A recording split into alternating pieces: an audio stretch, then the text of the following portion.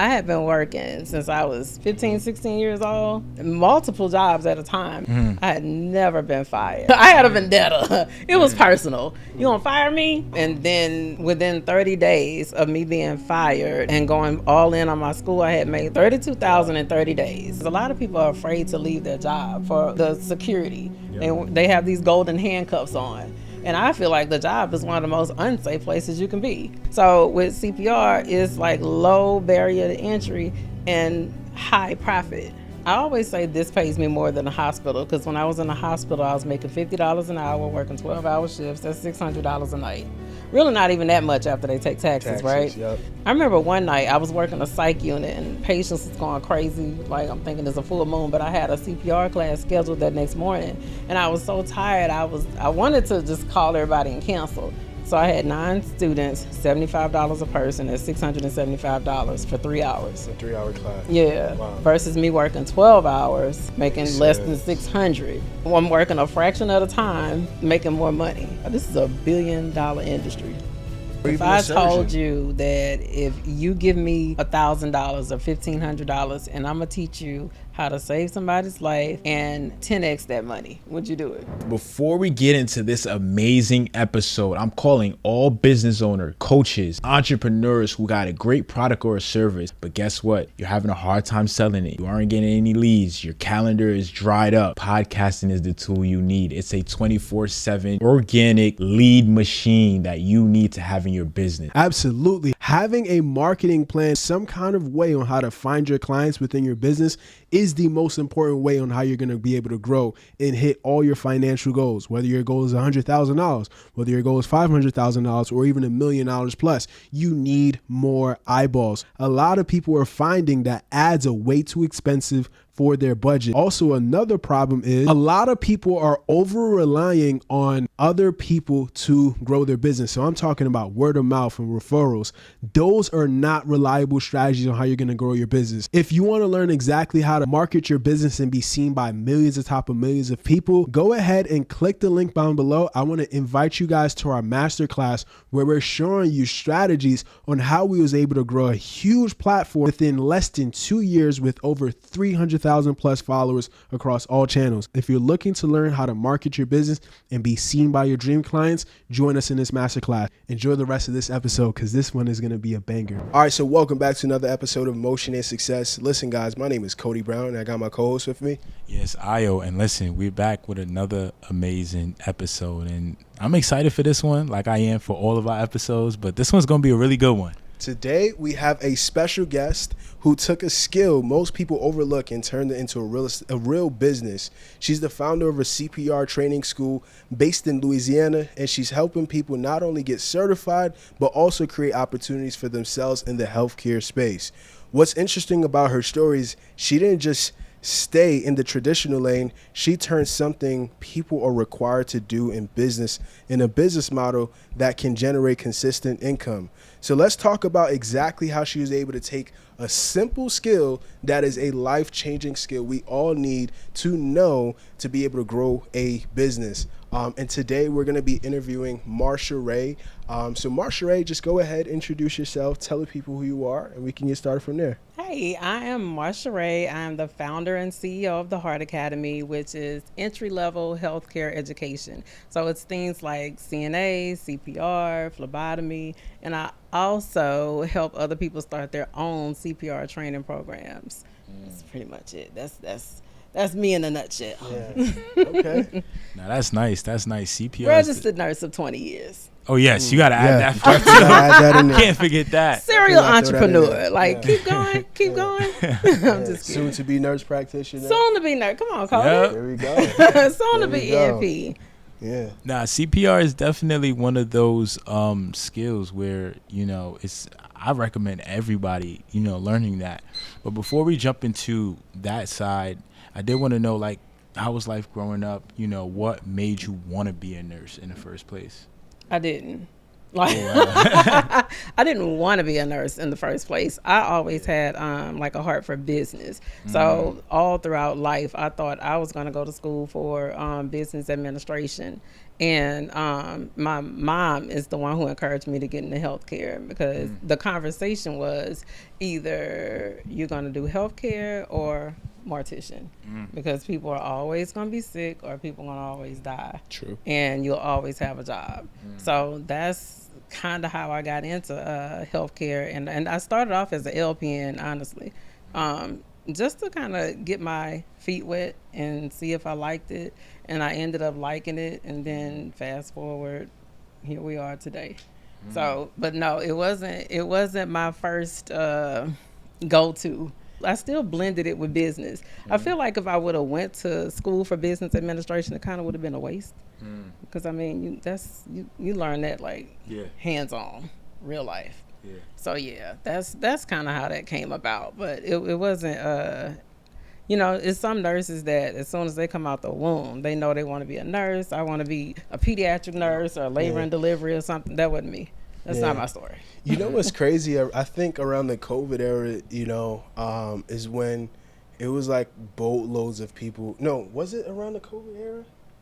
But at one point, like now, every lady wants to be a nurse. Oh yeah, it's after COVID. Right? It's after COVID, right? Yeah, it's I'm a fad. I know I'm not. Like it's almost like it's a fad. I don't know what they think, or what they think it is. They think it's like freshly melted wigs and nails, and they come to work with their bog bags and Stanley cups, and they get their ass handed to them, depending on where they're working. So true. It's so true. Yeah, depending on where they're working. I agree, and I was telling too, because we had interviewed another nurse, and I said the same thing. I was like, what you see on social media is not like real life. Like, no. You think you could just wear the figs? You think you could just wear the figs and just chill, work 3 days out of the week? Nah, those 3 days feel Travel. like a week. Yeah. Them 3 days feel like 6. So yeah, it's real out here. Yeah. Yeah. So no, but in all honesty, some stay. The ones who have a heart for it, they stay. And the ones that don't, they find out real quick, like this ain't for me. Yeah, let me go be a teacher or something. But yeah, they find out real quick, because it's real life for real, regardless of where you work. I mean, I've been, like I said, a nurse 20 years, and I've done everything from pediatrics to geriatrics to delivering babies to whatever, and all of it. All of it is a blessing, but all of it have a grim side too. And you have to have tough skin.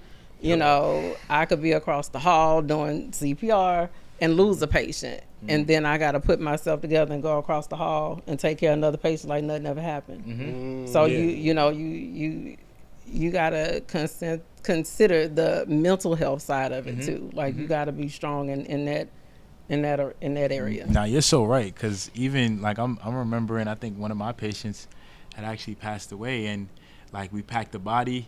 Next thing you know, before my shift, and another patient was just admitted right into the same bed. Like nothing ever happened. Nothing ever happened. Wow. And that patient don't have a clue. Yeah. Somebody They don't. just They died just in his chilling. bed. Yeah. Yeah. I'm like, and even with you saying that now, like we packed the body. Like that's normal. You got to be a little bit. you do. You got to be a little bit crazy to, Yeah. But I mean, it's almost like you have. That's why I got out of long-term care, because I had been in a nursing home for 6 years, and the patients become family, the families become family, and then they start dying off, and it's almost like you losing a family member every few months. And, it got to the point where it was depressing. And after you've gone through so many patients passing away, and I go to the services and all the things, because I just feel like I owe them that it starts to weigh, like it starts to get heavy on you. And so that's how I ended up. I actually worked at Northside Hospital here in Atlanta during labor and delivery, because I'm tired of watching them go. I want to watch them come. And I thought it was going to be all happy, joy, until you have a mom that come in with baby with no pulse. Or, a mom that got in a car accident and we got to run to the emergency room and we saved the baby, but mom passed away. So, it's a different type of You know what I'm saying? So yeah, it's not for the faint of heart. And you also have to have like compassion. Even when I teach my CNA students, like, you have to have a heart for people. And I know a lot of people think nurses make all this money and they just want to get into it for that. And I mean, that's, for some people they do, but you still have to have compassion. Like, I can make you competent, but you got to come prepackaged with compassion. You know what I'm saying? Because nobody wants to be in the hospital or the nursing home or whatever. And sometimes they lash out, but it's not personal. You see what I'm saying? Yeah. Wow. Now that's so true. And another side of it too is like the burnout.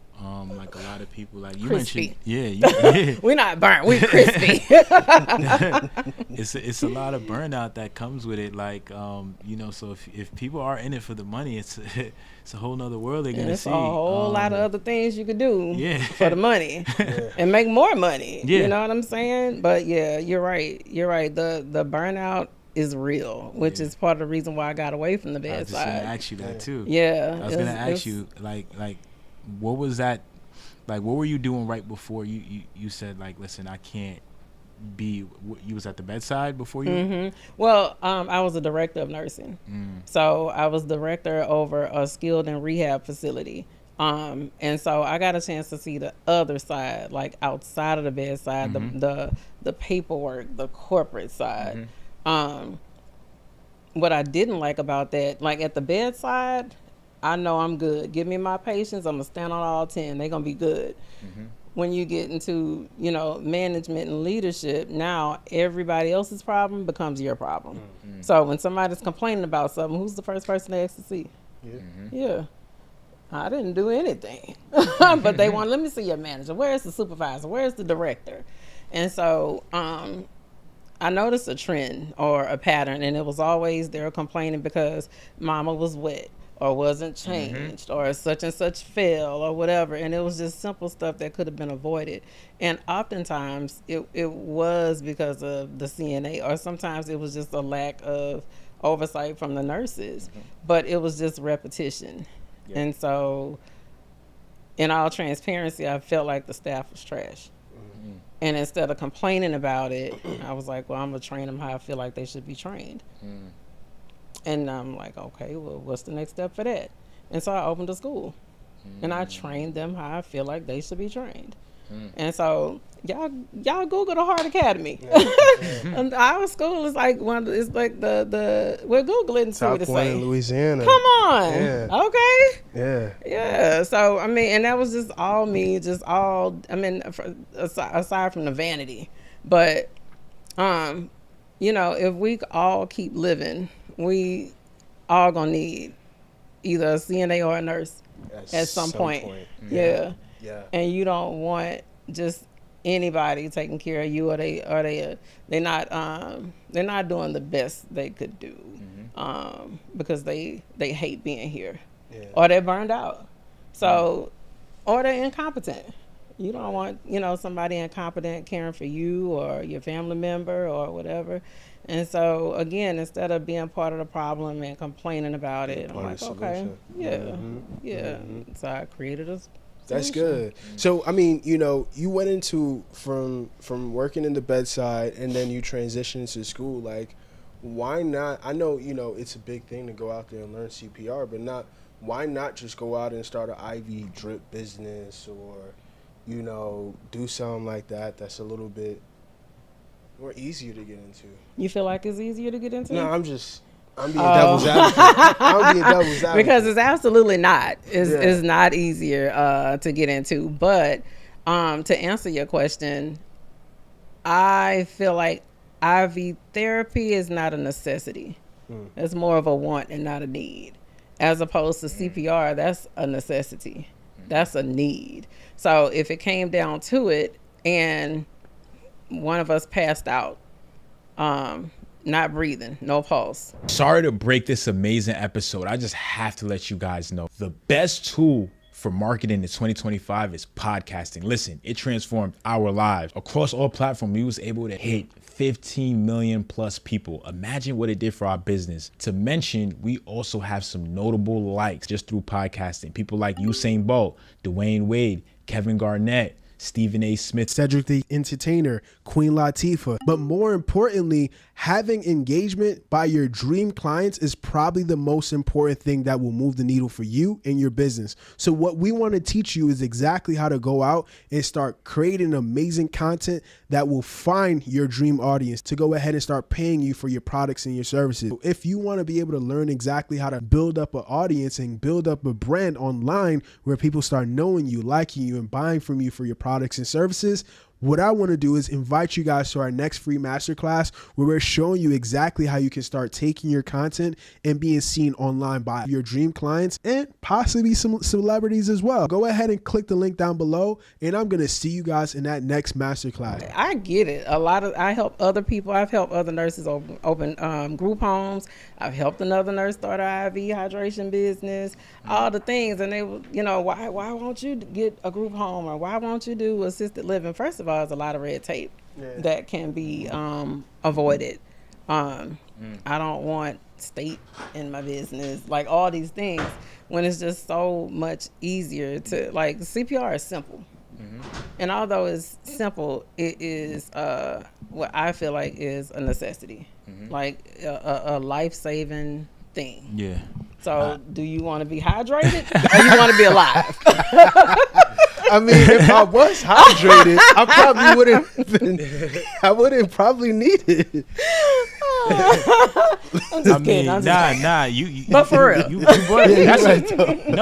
That's a great point, because honestly speaking, like, CPR is one of those things that, like you said, it could really save a life. Like, even before me being in the health field, I had a personal experience with CPR with a family member, and we was all just swimming at a pool, and we was kids just wilding out, excited to swim for the first time, and like somebody actually ended up drowning, like a family member, and they passed. No, but this is what happened. I'm listening. It was my family member ended up drowning, but it was a guy there swimming with his daughter, and it was just us. It was probably like 5 people there, no lifeguard, no lifeguard, and in that situation, I was young. I didn't know how to do CPR.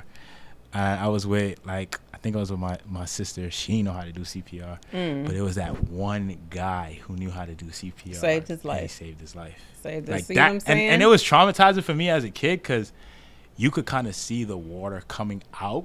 Wow. And I was just, his mouth? his mouth, bro. Like, and he ended up surviving, and he's alive right now. You know what I mean? He got a second chance at life. Yeah, and he's good. How but old was he at the time? He was like a year older than me, so probably like 11, 12. Like, wow. Now imagine if somebody would have lost that 12-year-old. So it was Devastating. that right there. I was like, and he did it so well, and till now, it's like sometimes it's like I'll be thinking about it, I'll be like, yo, I wonder how he's doing, because that situation was just crazy, because I'm like, it was only like 5 of us. We ignored him. We was just went and did our own thing. And we was kids. We was excited to go in the pool. We don't know him. Yeah. But when something happened, he was the first person to attend and came out, left his daughter. And, that situation right there, I was like, damn, CPR. And I forgot. I think he worked in some type of emergency setting. Maybe he was like an EMT or something like that. So that was like his history, that he was able, like, he knew CPR. Because the way he did it, like, it's one thing to know CPR and to be able to do it well. Yes. He actually flawlessly knew how to do it really good. Yeah. So, and that's the difference between, like, life and death, for real. From that situation, I was like, yeah, CPR is one of those things. Like, everybody has to know how to do it. Yeah. That's crazy. And you would be surprised at the number of people that don't. Yeah. It's wild. What would be like what would be like the technique? Because I know summer is coming up. A lot of kids want to go to pools and things like that. Well, first thing, we know we got to get certified. We know we got to take some kind of training. But let's say they're listening to a podcast. Like, what would be like some of the things that you probably would advise a person if they're going to a pool to be able to, like, all right, cool, just keep these things in mind all the time, so that way, if anything goes down, this is what you do. CAB, which is an acronym, like CAB. So chest compressions, airway, breathing. So if you see somebody that's unresponsive, or you see somebody pass out or whatever, that would be the first thing I would do. Check their pulse to see, and also check to see if they're breathing. And if they're not, just go right into chest compressions, because they still have oxygenated blood depending on how long they've been down. So when you go into these chest compressions, you are getting oxygen to the brain. Like, that's the most important part.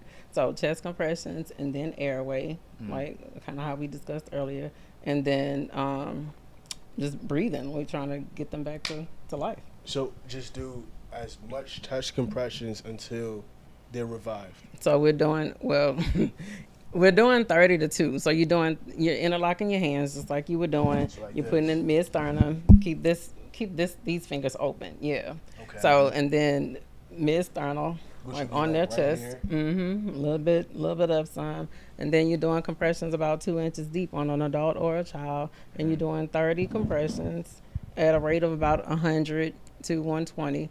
And then you're giving 2 breaths. And you're going to keep doing that until help arrives. Before you even start doing chest compressions, though, you need to make sure somebody's calling 911, somebody's getting an AED or something, because we ain't trying to do them chest compressions. Going to take you out in about 2 minutes. Your arms is going to be you're going to be swole by the time you're done. Yeah, for real. But that's what I'll tell them to do. Have you ever had a situation where you had to actually save a person's life outside of the hospital setting? Like how did that situation look like? And I would tell you I had to do CPR and first aid. I couldn't tell you if the young man survived or not. But he got shot on, and I don't know what they shot him with, but they like took his legs out, like the bottom part. And we did tourniquet. It was in a lady's yard behind me. Did a tourniquet. And let me since you brought that up, I got his cell phone, and he was still able to talk and stuff. And I was asking who did he need me to call because we had already called 911 or whatever. He didn't know anybody's number. And so I'm trying to, get in the phone and just call anybody. And I couldn't. And he couldn't tell me the code to the phone. He didn't know anybody's number or anything. But, I mean, he's bleeding out. So I tried to call one number that he was able to come up with, and I was blocked, I guess, because I was an unknown number. And I wasn't able to call anybody. But we did CPR because he ended up losing consciousness before the ambulance came. We did CPR, and they came and took him away. I'm not sure if he lived or died, honestly. And then one of my neighbors didn't see her kid and accidentally ran over, like backed over her. The little girl couldn't have been no more than 1. And I hear people yelling and screaming, and I hear the commotion, but I don't really know. I didn't know what was going on. And so I finally got up to see, and the little girl was just like flopping around, like lifeless. And I'll never forget, she had a tire print like going across her chest. And so did CPR on her, and she just and came back alive, like, or got her pulse or breath or whatever. And that little girl ended up being fine. But it's been numerous occasions that I've had to do CPR outside of the hospital. Wow. So yeah. And then just correct me if I'm wrong. If it's a baby, you do 2 presses, like with your 2 Not fingers? anymore. They changed that in October. So October 25. So you're doing the heel of your hand now. Like right here? On the chest. Instead of the 2-finger thing. How about so you're doing the heel of the hand on their chest? And are you doing any breaths to babies? Yeah. 2 breaths still? Well, it depends on if it's 1 person or 2 people. But if it's 1 person, you're still 30 to 2. Wow. Yeah. I'll let you ask you a question. I'm sure you have one, bro. But like a lot of times on the news, like, or even like Thanksgiving, Christmas, different occasions where, families gathering together, and next thing you know, like, baby can't breathe, baby can't, thing. And then like people were panicking, everybody's scrambling. And then there's times where on the news, unfortunately, some babies don't make it. Yeah. Like, what's like the go-to like method that you will probably say? Is it the same cab? It's literally the same thing. Yep, it's literally the same thing. I would tell anybody, like, be sure, even if you revive the person, they still need to be checked out at the hospital. So yeah, still call 911, still send them to ER or whatever, because I see that a lot too. Like, they bring them back, oh, they fine, or they're back, or whatever, and you never go get checked out. Like, that don't make sense to me, but maybe that's my nurse brain thinking. So I'm not sure, but yeah, same process. Got it. I want to jump into like, what was the thought behind like starting a school, you know, teaching these. I mean, it's definitely essential, but like, you know, some nurses, they of course, you know, they're gonna know some CPR, but none of them have the thought of like, you know, oh, let me start a school, let me kind of teach people these skills, you know. But you're out there really teaching teaching people. So like, what was the thought behind that? So originally the school wasn't for CPR. So HEART Academy HEART is an acronym too, if y'all can't tell. I like acronyms. So HEART Academy stands for Healthcare Education and Resource Training. And so that's what we specialize in, entry-level healthcare education. It started off with CNAs. You remember I was telling y'all I was working with some trash CNAs? So it started off with CNA training, and then developed into phlebotomy training, and then developed into CPR training. And of all the things that I just mentioned, CPR was like the easiest non-barrier, or low barrier, I ain't gonna say non-barrier, but lowest barrier to entry. Anybody can do it. They don't care about your background. They don't care if you have a felony or bad credit or you know, bad driving record or anything like that. And literally anybody, Betty Buttersworth from down the street could do it. Like anybody could do it, literally. But then I started to see how lucrative it could be, and so that's where that comes from. But originally the school was for the CNAs, and then it kind of naturally progressed to that. I definitely like that, because, you know, most people, people need to really learn the skill of CPR. So when was that time when you fully transitioned, or, you know, more so focused on, hey, I'm gonna do more so teach these classes than your 9 to 5? So I told people that I was gonna start a school, and they laughed. Like, thought I was joking, I guess, because I do joke a lot, but I was dead ass, like serious. So and if I say I'm gonna do something, I'm gonna do it. But because of the stories that I mentioned to you earlier, but when I like transitioned like completely full time and left the bedside and left the 9 to 5, I actually got fired. Wow. So I was forced into it. Now, I had been working since I was, 16 years old. Multiple jobs at a time, never been fired. I've quit a lot. I had never been fired. So I actually felt some kind of way for real. Because I'm like, the nerve. Like, you firing me. And it was totally not my fault. And I know a lot of people say that, but it really wasn't. But just not so good conduct at work, dealing with a CNA. I know. Telling you what they not gonna do and what you should be doing, and so on and so forth. And I asked you to go do something for a patient, and you reading a book, and you got mad because I interrupted your reading and all the things. It's really always the same. It's always something. Man, really, listen, it is. And then I was having a conversation with a nurse, and I had no idea she had like a bad history with the nurse, so she thought that we were talking about her intentionally. I didn't even know I was talking about her. But anyway, long story short, we had words, and y'all, I don't know if you could tell, I'm still hood for real. Like, you could take the girl, I grew up in the hood. I'm from Louisiana. If y'all ever listen to Boosie, Kevin Gates, NBA Youngboy, Cash Money, No Limit, they all talk about the same thing, right? So, you know, it's not just men with the rap and the trap and the violence.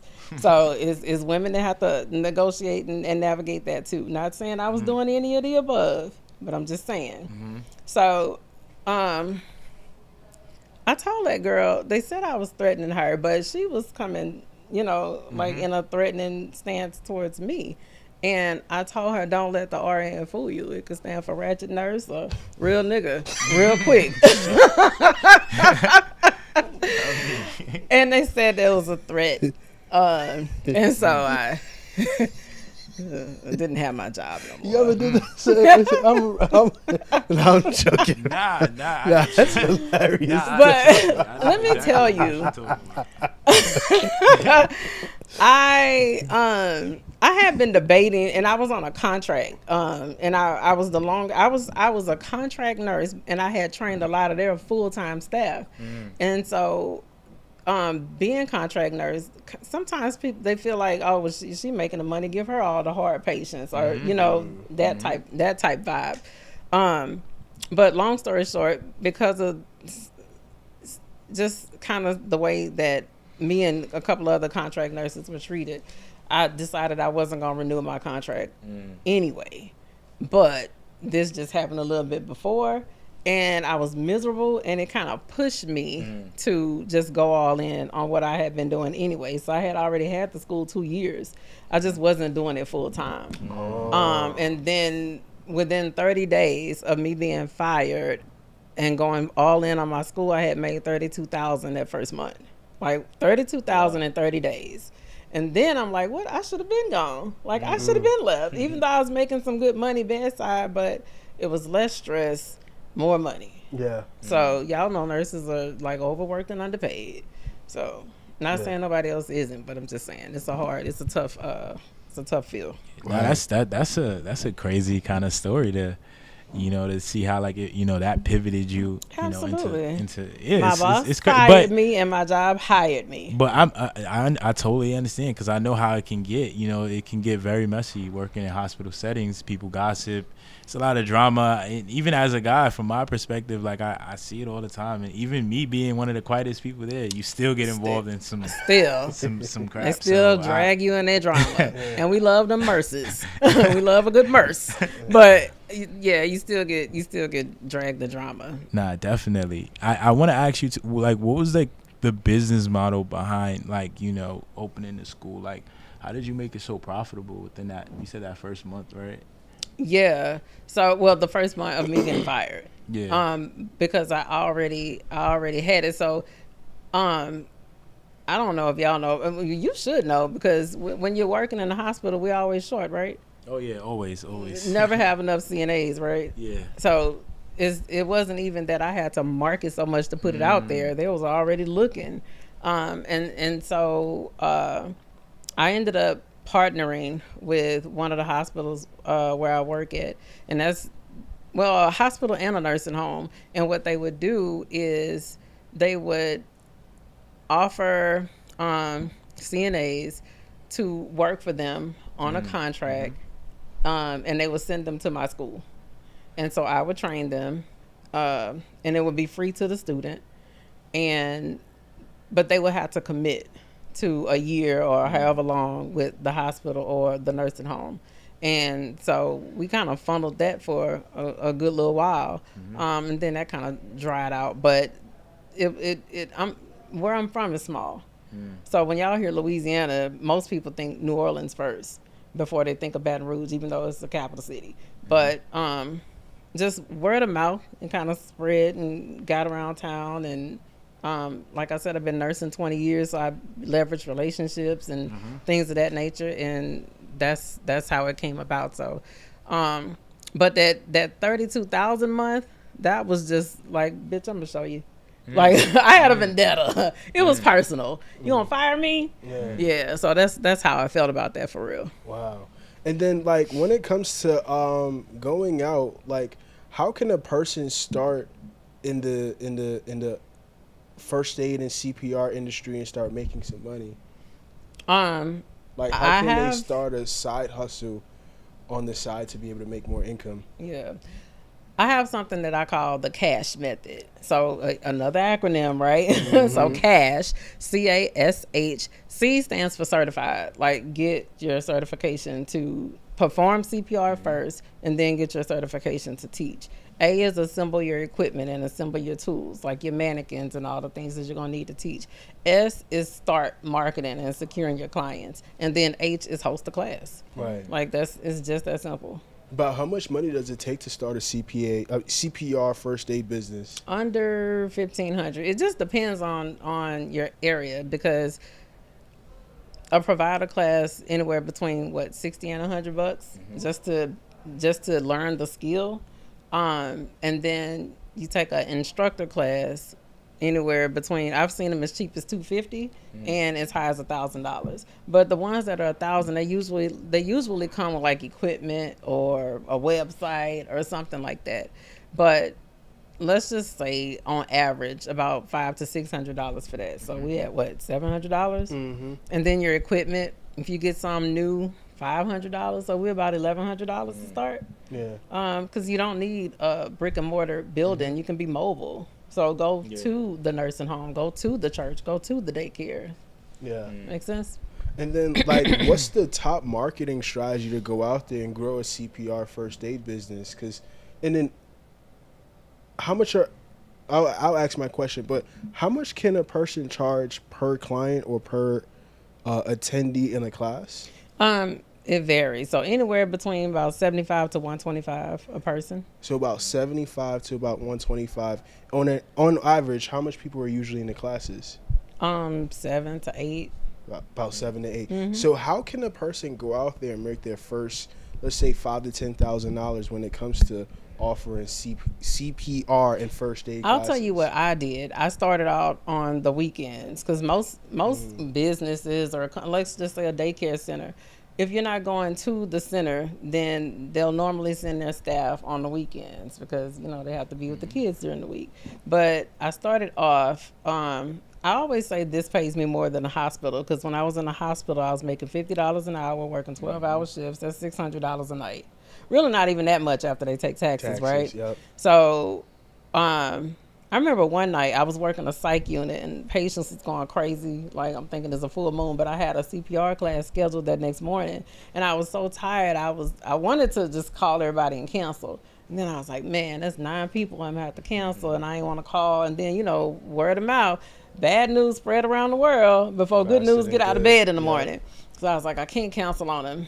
And then I was like, I'm just gonna push through it. So at that time, I was charging $75 a person. So I had 9 students, $75 a person. That's $675 for 3 hours. A 3-hour class. Yeah. Wow. Versus me working 12 hours, making Makes less sense. than $600. I'm working a fraction of the time, making more money. So that's when the light bulb went off for me. I'm like, hell, if I can just replace these 312s, then, you know, I can just replace these 312s and make more money and have more time freedom. So that was like my goal. Then the goal became, well, I want to make 10 grand a month just teaching CPR. So, okay, 9 students, $675. I would do 4 classes on the weekend. That was $2,700. When you multiply that times 4 weekends in a month, that's $10,800. Now, the little overhead that I have was purchasing their e-cards, like the cards that show proof that they're a provider or CPR certified. That's $10. I tell them to buy their own books. So, you know, when people, I made this much money, I want to see your profit. Like, I know revenue is one thing. You might have made $1 million in revenue, but you got $999,000 in overhead and stuff. Like, what is your profit margin? So with CPR, it's like low barrier to entry and high profit. Make sense? Yes. Yeah. Wow. Now, that's And crazy. then I feel like the next question a person might be that's listening might be asking themselves, like where am I going to host these trainings? You know? You can start off mobile, meaning you can go to the nursing home, go to the church, go to the daycare center, go to the group home or wherever. Most people would prefer it that way because you're making it convenient for the people that you're providing the service to. They don't have to come to you, right? But if you just had to have somewhere to teach, I tell people start off free. Like, you can teach at the library. You rent a space at the library and teach for free. That is true. Yeah. Or, you know, some people do co-working spaces, Yeah. like Regis and, you know, some of these other co-working spaces. You can rent that out. I know people that do something like, you know, hotel conference rooms and stuff, and they'll rent it out for the day and do 2-3 classes a day, and they're good for the month. One of the young ladies that was my mentee, so, you know, when people, I made this much money, I want to see your profit. Like, what is your profit margin? So when you're starting out, especially if you're doing American Heart Association as a business, you have to have a business address, and she didn't. But what she would do was rent out the little, when you're living in an apartment complex and they have that little common space like the clubhouse type thing, she would rent that out, take a little wagon with her mannequins and stuff, host classes up in there for the day, and take her wagon back home. And because she used the apartment look at that right there. Yeah, that's exactly what it is. She used her apartment complex address, so it was still a business address. You see what I'm saying? So sometimes you got to be creative and think outside the box. This girl was able to pay her rent working one Saturday a month. Drag your wagon and drag your ass back home. Like that's like but you gotta think outside the box. And people like that I like because they don't have any excuses. Somebody could easily say, oh well, I don't have anywhere to teach. To me that's an excuse. Because this is the type of business model where you don't need anywhere to teach. You literally, I'll come to you. And now it's kind of like a concierge type thing. Now you can actually charge more money because you're coming to them. Right. I'm making this convenient for you. I got to pack up my mannequins. I got to, sit in traffic and gas and mileage. So now you can charge an additional fee, a convenience fee or whatever you want to call it, because you're coming to them. Right. So, yeah, that's no excuse. And then how about marketing? Because for you left your job, not left. I mean, you got fired from your job. And in less than 30 days, like, put your finger in it. like not left. Like they escorted you. No, I'm joking. They ended up letting escorting me go. out. Mashere, you're hilarious. But all right, cool. So like you ended up having to leave work, and within 30 days, you was able to make $30,000. Now, how can a person start going out and marketing and getting more clients? Like, where are they going? Who are they calling? Who they got to speak to? Like, do they got to spend any money? Do they got to run any ads? Do they have to have a website? What do they need to get their first set of clients? I would tell them first, you need to pick your target audience. You need to pick your avatar. It would be the same as any other marketing. And I would also tell them to leverage what you have, leverage your network, leverage your background, leverage what you have. So when I say pick your target audience, if you wanted to, let's just say, teach at nursing homes, then you need to get with the decision maker of the nursing home. So that can be the administrator, that can be the director of nursing or whoever.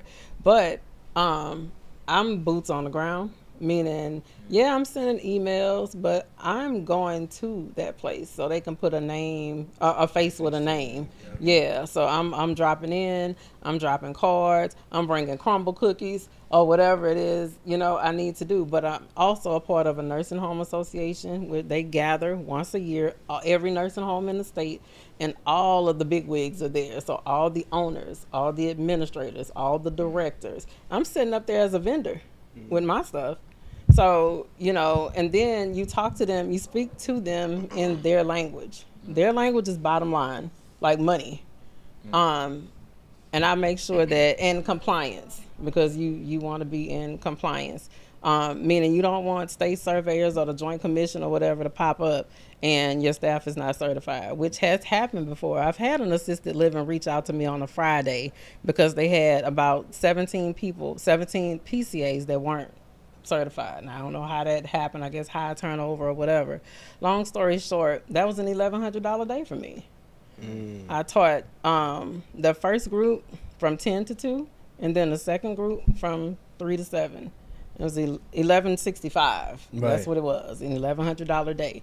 But you would market, and then on social media, that's free.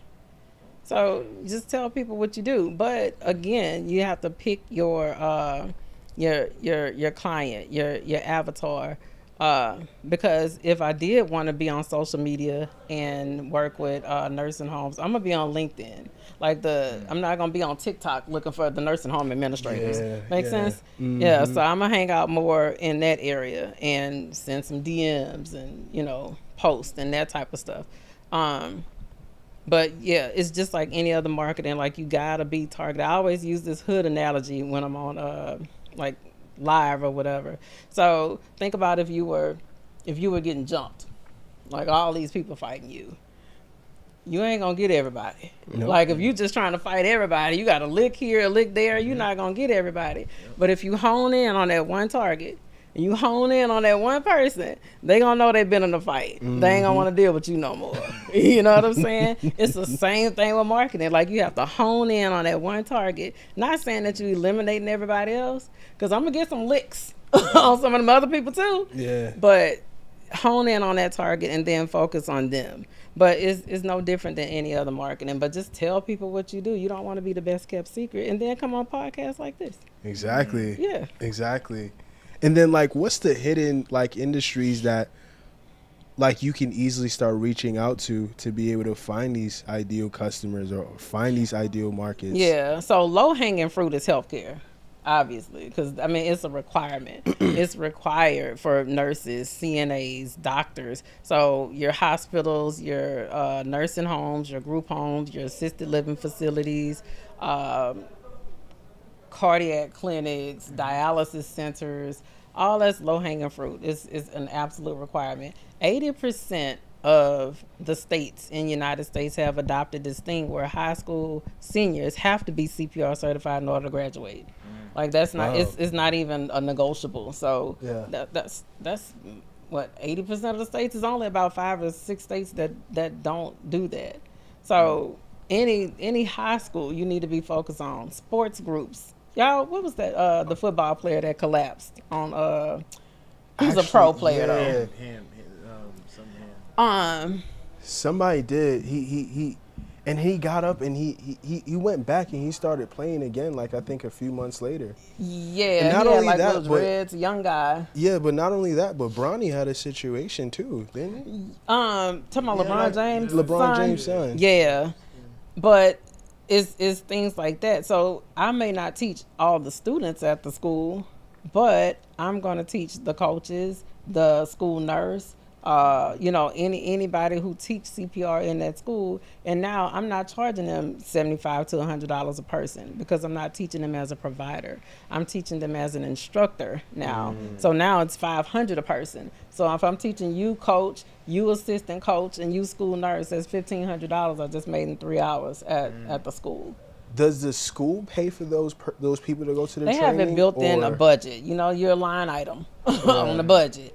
And some school districts have people that they have teaching through the school district, but somebody has to train them too. Yeah. And then some other like foster parents. Foster parents have to be CPR certified. Yeah. The medical staff on cruise ships, they have to be CPR certified. Warehouses. I'm in Louisiana. We have a lot of plants and stuff, so it's a OSHA requirement. Yeah. They have to be certified. So this stuff is, listen, let me tell y'all, this is $1 billion industry, like with a B. Starting there is projected like 2032 is 4.6 billion. Wow. Yeah. So it's like a no-brainer to me. Yeah, it absolutely is.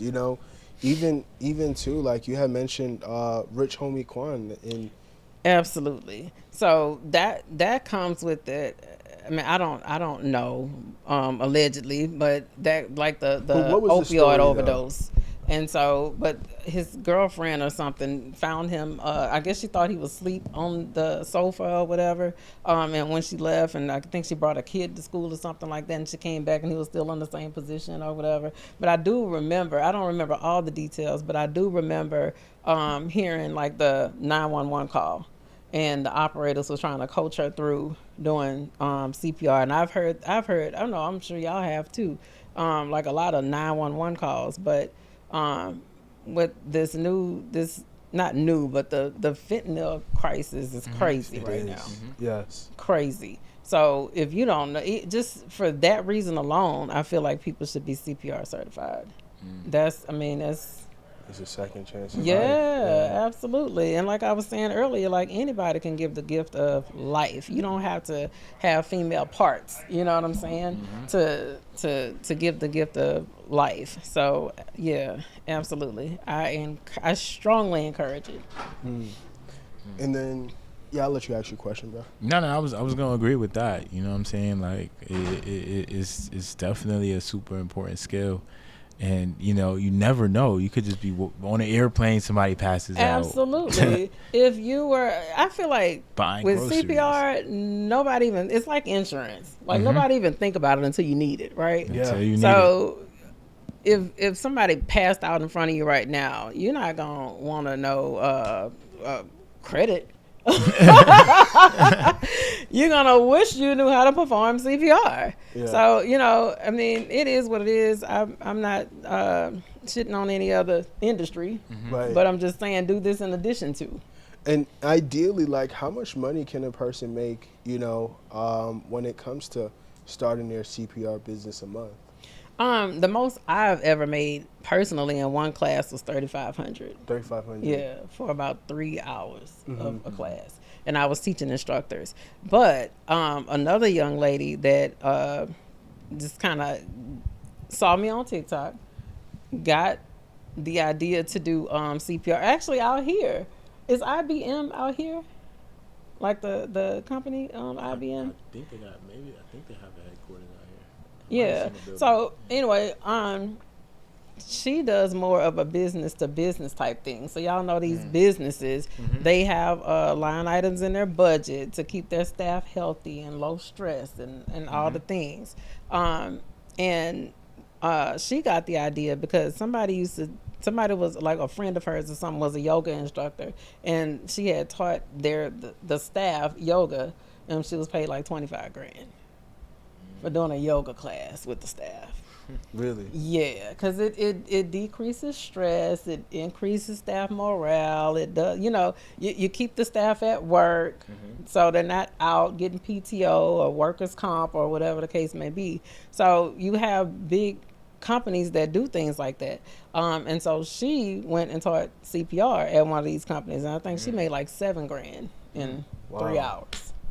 So not only are you saving a life and teaching people how to save lives, and I tell people all the time, I don't just teach people to save lives, I save livelihoods.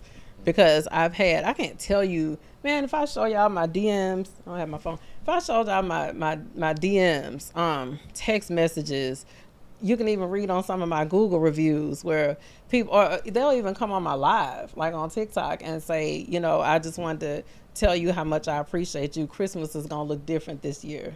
I made $4,200 this week.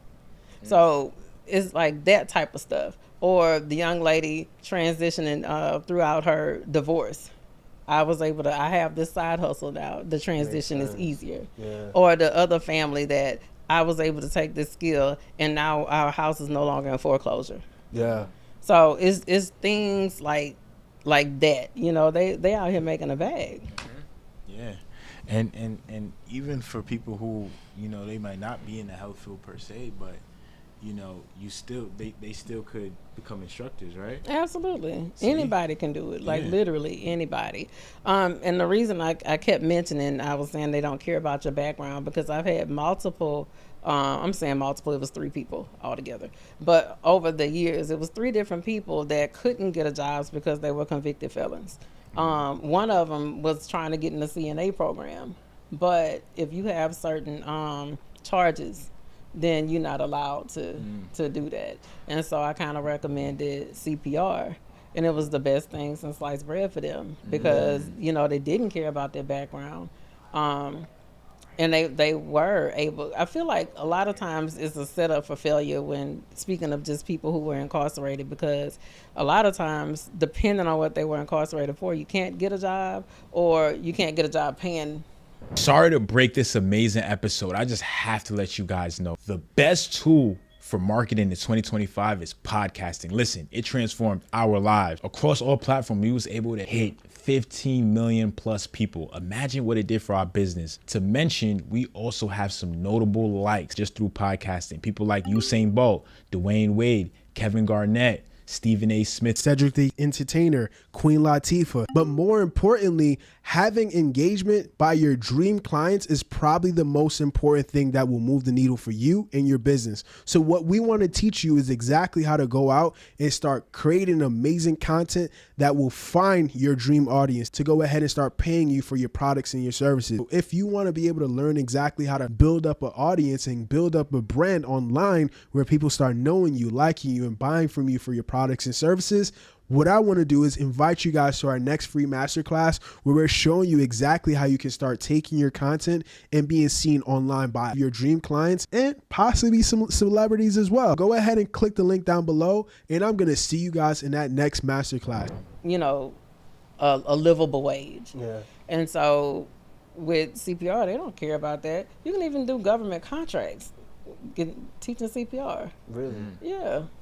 Yeah, the Navy They got base. government contracts for that too? Yeah, I saw one last year. I think it was like a northeastern state like Maine or somewhere, but it was for a naval base, and it was a 3-year RFP, and I'm like, man, if I could just fly to Maine, wherever it was, quick, yeah, but it's like a 3-year RFP, so it's even government contracting doing that type of stuff, and again, you don't have like a background issue to hinder you or keep you from getting a job, because what happens, they end up going right back to prison. Yeah. That's If they so true. can't make any money. Exactly. Things like I that. did want to ask you, on the side of scaling the business, like, do you have other instructors outside of yourself? I do. That's one of them. Oh, wow.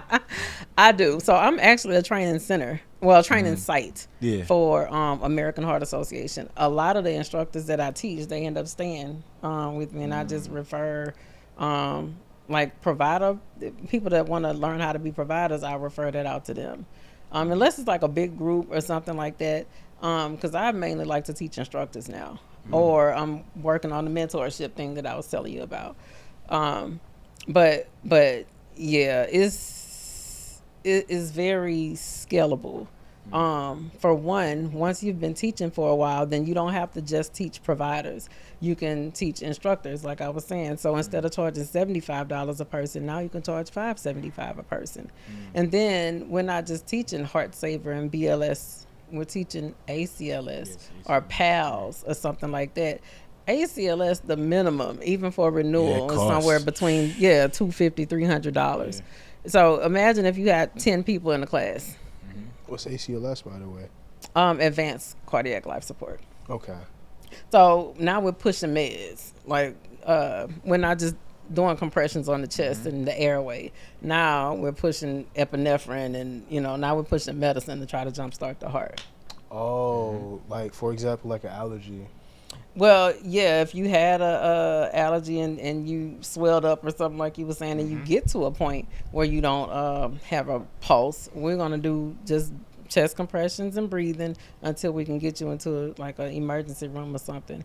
And if that don't bring you back, then we got to do other measures. Like now they got to push meds. They got to push drugs like dopamine or whatever. You know what's so crazy? Like, and I want to ask a question too. Like, I feel like there's a lot of different life skills that we need to learn when it comes to like just going about life every day. Because you never know what can happen. You Absolutely. never know what's going to happen in that day, or anything like that.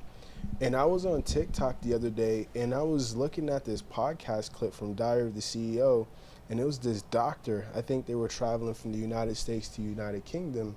And then from there, the guy, he, because when you're traveling abroad, they'll feed you a full course meal.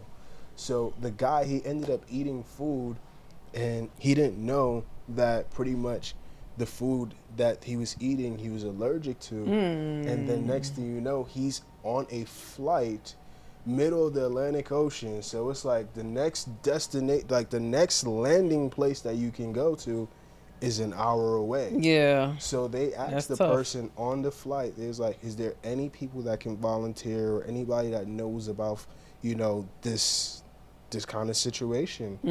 And luckily there was a doctor on board, and from there they didn't have EpiPens on planes. And then after that situation, he told his story, I think, on a podcast.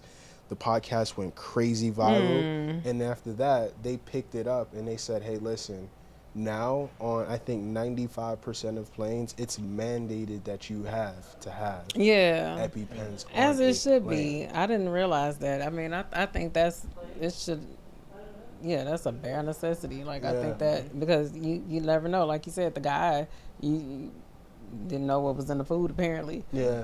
and had a reaction. But yeah, I think that's yeah. Outside of first aid and CPR, like what's some other life skills that people need to be aware of, like some trainings that we just need to know? Because I know you're a Swimming. big adamant. Swimming. Yes, you What? need to learn how to swim. Wow, If you what if we don't know get how some to water every now swim, and then? y'all here in Georgia, y'all know how many horror stories I've heard about Lake Lanier? Like, just real life. If you don't, I feel like you need to know how to swim. Like, that's a necessity too. I don't know why. I feel like you do. Okay. Yeah. So I need to be signing up for a swimming class. You can't swim? I know how to back float.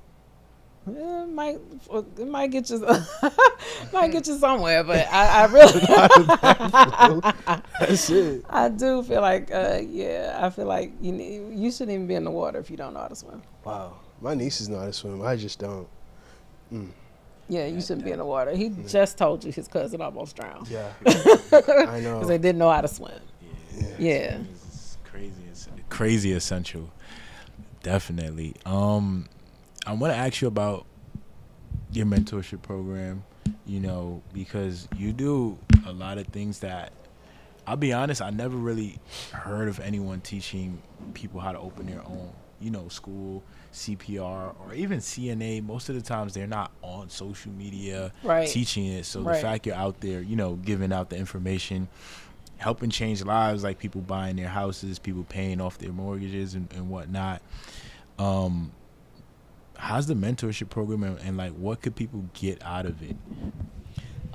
It depends. So I would do like a 30-day accelerator, and then I have a 8-week mentorship. With the accelerator, it's more for people who don't have to have so much hands-on. They don't necessarily. They just need give me the play and I'm gonna run it. You know what I'm saying? Versus the mentorship is me once a week. Walking them through the steps. By the time you finish with that 8 weeks, and it doesn't even take that long, honestly. But because week 3, most have already started.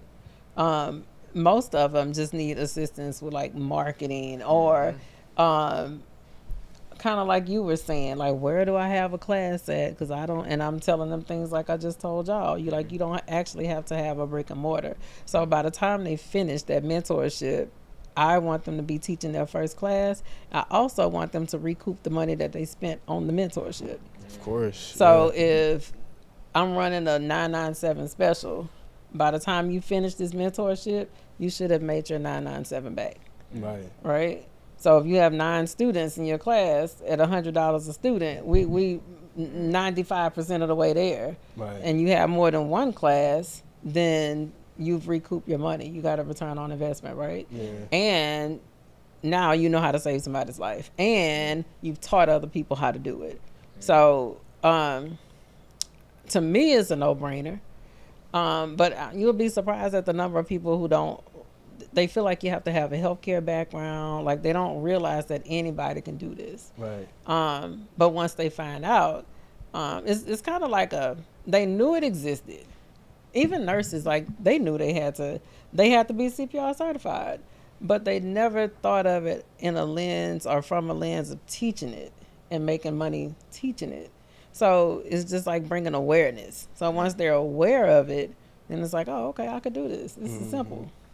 Do you think this could work for places in places like New York and these busy states like New York, California, South Florida, Miami, like Absolutely. these hot cities? One of my, I guess I can call her a mentee, but one of the young ladies that I was telling y'all about that made the 4,200 and Christmas is going to look different, she's in Cali. Yeah. So absolutely. And the crazy thing about it too is like at this point we didn't interview so many nurses where it's like people be like, yo, I travel to Cali for a quick, travel assignment or a quick, what do they call it? Strikes and strike, and then there's another one. What's the other one, bro? What, PRN? PRN or per diem? Per diem, yeah. They fly you out there because that's a huge thing. You know Yeah, what I mean? and Cali, they're so regulated. That's like soft life nursing. That's, you know, they have a union, and the union really stand up for them. Versus 90, that's why they're striking a lot of these places, because it is hard. But you got to think, like, even somebody like me, I had young kids. I didn't have the luxury of just going to work a strike or, going to travel. So I had to do what I can do stationary. Right. I had to bloom where I was planted. So, if I can make $3,500 in 3 hours and go home, as opposed to going to work per diem, a 12-hour shift. Yeah. So for me, a lot of it is not even about the money. It's time freedom. Right. Yeah. So if I like to travel. We just got back from Trinidad. Yeah, just got back from Trinidad. Nice. Went out there with Pinky, but I like to move. Like, I like to, and I don't want to have to request PTO. If anything, I'm gonna tell them they need PTO. Like, you need to prepare the others, because I'm not coming. Like, that's what PTO stands for me. But it's more so time freedom, because everybody don't need to be 6-figure earners. If you can make an extra $3,500 and pay your mortgage or pay your car note and not have to be house poor, you know what I'm saying? Then you're good. So a lot of times we're going to buy these cars, and especially these new nurses. They never make. I was one of them. Let me tell y'all, I was broke. Do you hear me? Even as a nurse, when I first started, I was taking out payday loans to pay the payday loans. Even as a nurse, because it was the most money I had ever made. And I want to go buy the bags and the shoes, and just wasn't The nice cars. Yeah. I wasn't being financially savvy. Right. And it put me in a place where now I have spent more money than I made. Yeah. And so I'm around here getting payday loans as a nurse, going broke, trying not to look broke. So, yeah. But at the end of the day, if anything that I would want somebody to take away from this, just consider it. Because a lot of people are afraid to leave their job for the security. Yep. They have these golden handcuffs on. And I feel like the job is one of the most unsafe places you can be. I told y'all how I got fired. So yeah, you got to have an extra, especially if you only have one job. Right. Like, to me, that's just too close to broke. Yeah. Like, you one emergency away from homeless. Yep. Yeah. And then I did want to ask you, like, what was the process like going out and getting your first school, brick and mortar, finding the location? Like, how did that look like? It was hard. It was hard. I ain't even gonna lie to you. It was hard. For one, I was kind of on the back end of COVID. So I got approved in 2021 from the Department of Health. And then 2022, I got approved from the Board of Regents, which is like the education side. But if I had like guidance or somebody to tell me, well, pay attention to this location, or maybe you don't want to get something upstairs because, it needs to be handicap accessible. And that's what I did. I got an upstairs unit because it was cheaper. Because, downstairs is more convenient. You're not carrying furniture upstairs, but upstairs was cheaper. And then it didn't have an elevator. So I couldn't even accept, some places like SNAP, WIOA, they would pay for tuition for students. But I couldn't accept SNAP because I couldn't accommodate, I didn't have ADA compliance. So it's things like that. Or location if you're planning on growing. When you're getting these commercial leases, that's a little bit different than residential. You're locking in the 3 to 5 years for a lease, as opposed to, month to month or annual leases. So if I would have known that, just something as simple as that with location would have saved me a lot of grief. So, but yeah, it wasn't easy, but I was just determined to do it. And then how did you fund it, by the way? That COVID money.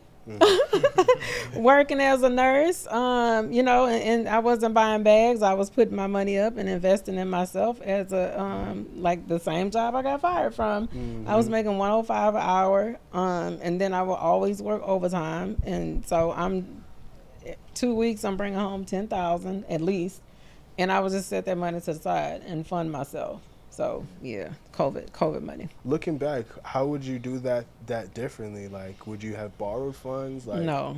Got grants? Like, would you even have? I mean, grants for sure. Yeah. I would have started a school. Okay. I would have, but if I would have, yeah, tried to attempt to get grants for sure, but I wouldn't have borrowed.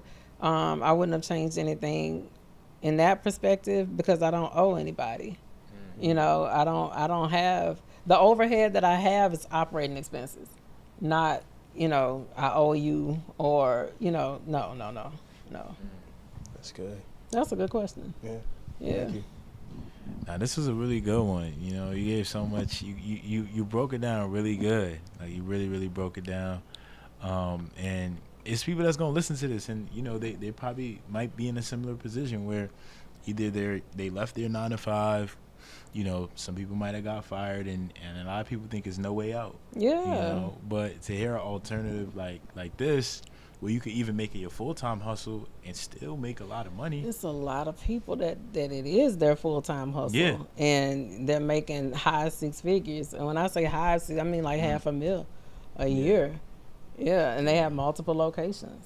It's So crazy. yeah, And like and now with this AI, they have these. About AI too. Yeah, they have these. I'm not gonna lie. The mannequins cost about $20,000 each. 20 grand? Yeah, you know, a lot of these Damn. hospitals are going to RQI, where you pretty much teaching yourself.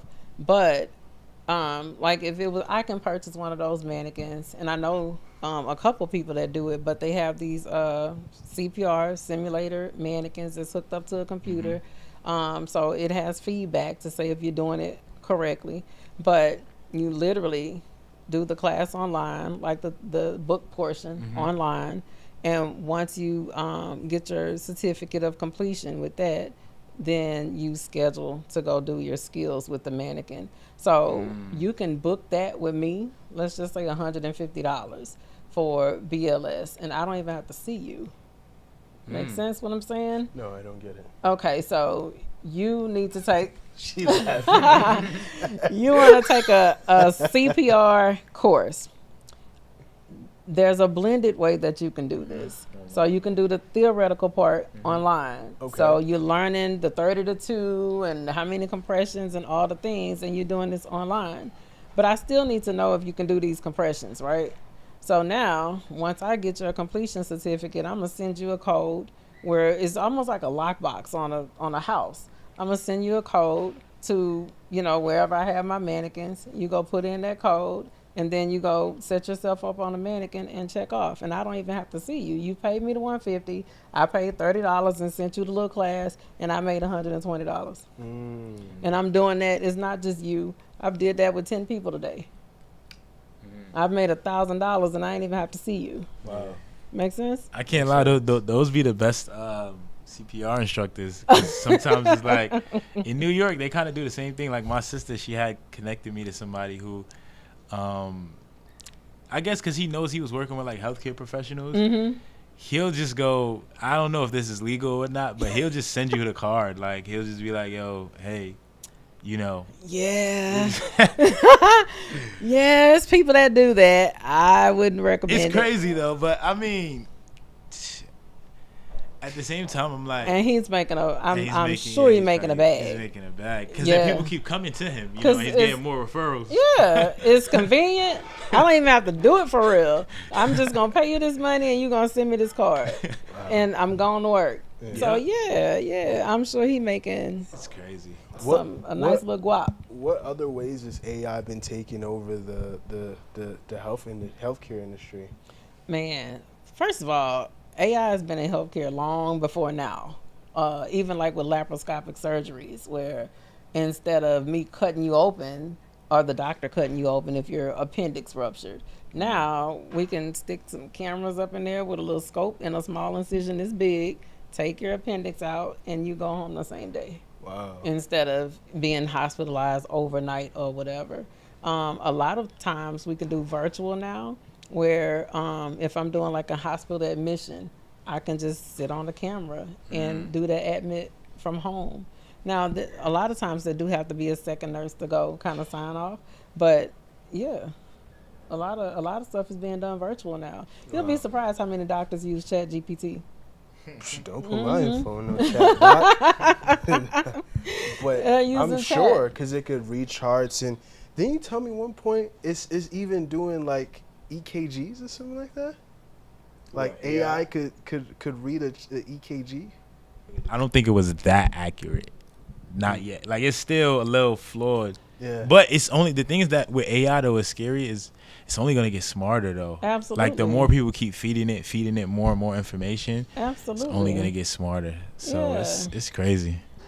To the point where it's scary. It makes you think of like, y'all remember Terminator? That Yeah. movie? Yeah, that's what it reminds me of. And then what's even crazy, the CEO of ChatGPT was like, he already sees the future where people will have to buy information. Like, so it's like you will have to, he says it's basically going to be like a water hose where they're going to be selling the information. So it's like if you want to learn something, now you got to go to ChatGPT and buy it from them. So it's free now because we're all giving it all the data it needs, but eventually they're going to start selling it out because now nobody's going to be thinking for themselves. It's going to be crazy. It's crazy. That's kind of scary to me. Yeah. It's almost like the Jetsons in real life, like coming, you know what I'm saying? It's crazy. Yeah, that's kind, especially with these AI clones and AI twins. Yeah, it's like they're already good, but it's gonna get to a point where I'm not even sure. Right. One time I even was at work and I seen a doctor. Literally, like, I asked him something and he chat GPT right in front of me. I ain't say nothing. I'm just like what the world is turning into. You know what I'm saying? Like, this is what the world is turning into. Yeah. So it's like, that's just what it is. That's crazy, though. I mean, it's but a good thing and a bad thing. Yeah. Absolutely. There you go. Fact. There you go. I was getting ready to say that. Like, I'm it's not recession proof. About, exactly. That's a recession proof thing, because now, laid out, let's say there's no Wi-Fi, there's no phone, there's no outlet, there's no, like, you're going to have to just know these kind of skills. You're going to have to know it. You're going to have to know it. And even though they have these machines that they don't even recommend anymore, I forgot what they call them, to do compressions, but that sucker look like it's about to press you through the floor.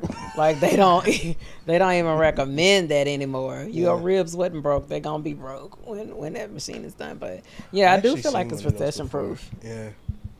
But yeah, Marsha, I definitely did enjoy this episode. It's a good one. For sure. This was a banger. This was a banger. I'm gonna send it to my homie in New York. I'm like, this could be a little side income that you could just, bring in. Absolutely. I just don't. It's baffling to me, like, the number of people that don't realize that this is I feel like they feel like they have to have a healthcare background, and you don't. Like, you literally, like, anybody can do it, but more so not just from a financial standpoint, but just, again, a standpoint of being able to save somebody's life. I'm sure your cousin is forever grateful for whoever that guy was who kept him from drowning or whatever the case may be. Yeah. So, at the end of the day, that's like the bigger picture. So you giving somebody time versus giving them money. Give me the time. Give me the time all day. Yeah. All day. Absolutely. I agree. I really enjoyed this one because it's like, this dope. Is something. I agree. Like, this is something that a lot of people absolutely need. And it's just like, you just made it kind of simple to a way where it's like, you can not only, you don't have to be a person that's a nurse. You don't have to be a CNA. You don't have to be an LPN. You don't have to be, a radiologist or anything.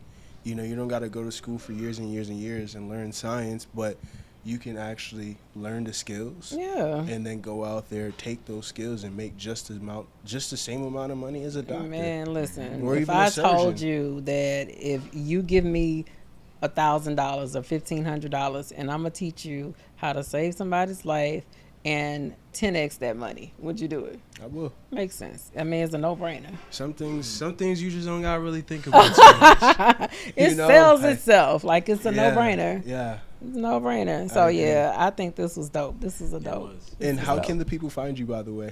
I am Marsha Means Business on all social media platforms. Can you spell that for us? So, Marsha, Marsha, Means, Means, Business, Business. And how can they check out your upcoming class? Either they can go to Marsha Means Business on any social media platform, or they can visit the website at theheartacademyllc.com. Nice. There you have it. Any final words for you, bro? Now, this was a good one. You know, we've been having a lot of the nurses, you know, on, and I love to see them in the entrepreneurs and business space, you know, because I know how that field is on the back end. So to see an alternative is, you know, and nurses are good critical thinkers. Yes. Yeah. So definitely. But you know about being burned out. Oh yeah. I started my nursing career like right when because I started in December 2019. So as soon as I got off orientation was the pandemic. So my whole shift on nursing got screwed up. Yeah. Oh yeah. But I know what it comes with. It's crazy. Yeah. I know. Yep. Oh, that's good. So, but this was a really good one. Thank you for coming through. Can I ask you something? Yeah. What made you want to be a nurse? Honestly, like I got a family like filled with like healthcare, you know, nurses. Mom was a nurse, grandmother. Okay. You know, so it was like not that they pushed me in that direction, but it's like at some point when I was getting to college, I was a little indecisive. So they're like, just do nursing. Like, just instead of you wasting all this thousands of dollars, just, you know, just do nursing. And I was like, it makes sense. So I bet they were super proud. Yeah, definitely. That's dope.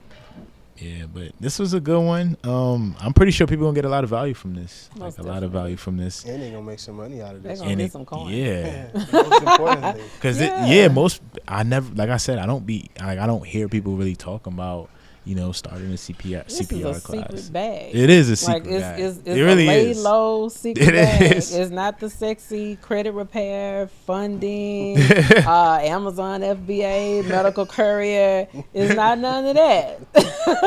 You about to take over the industry. It's a low key secret bag, and you can make just as much money doing it. And it has an area like a digital space for it too. So, yeah. Let's go.